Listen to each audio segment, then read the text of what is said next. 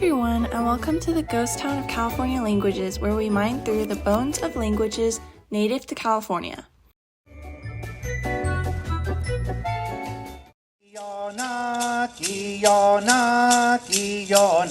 What you're hearing right now is a traditional song of the Tongva tribe, a tribe native to Santa Monica, California.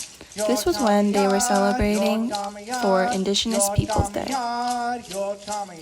Today we'll be checking out the Tongva language, native to the Tongva tribe, an indigenous group that lived on a 4,000 plus square mile region we now call the Greater Los Angeles Basin. Their territory also includes the modern islands of Santa Catalina, San Clemente, Santa Barbara, and much more.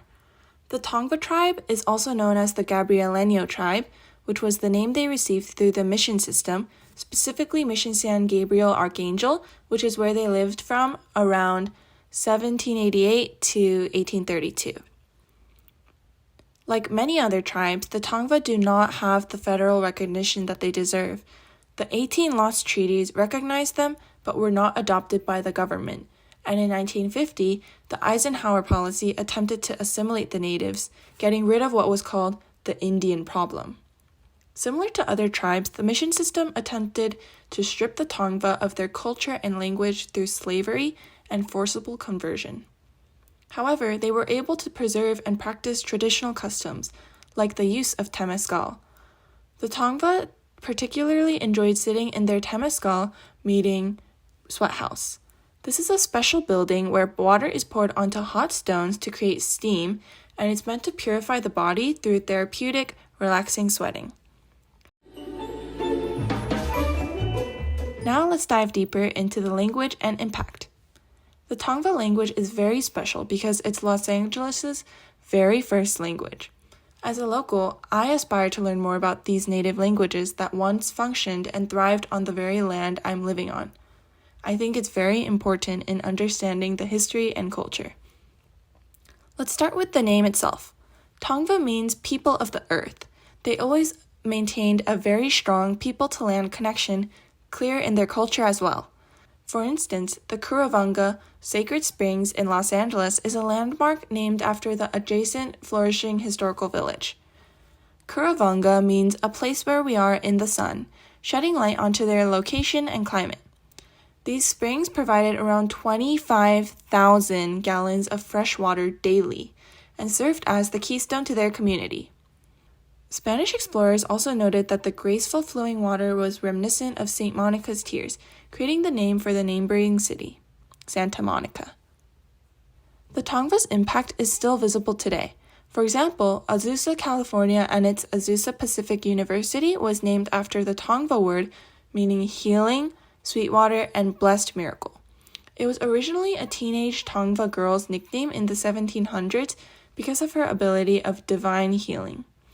Cucamonga in Rancho Cucamonga means a sandy place. The Cucamongans were a part of the broader Tongva Gabrieleño culture. The city was named Rancho Cucamonga because the Spanish mission system utilized the land to grow cattle and instill feudal values.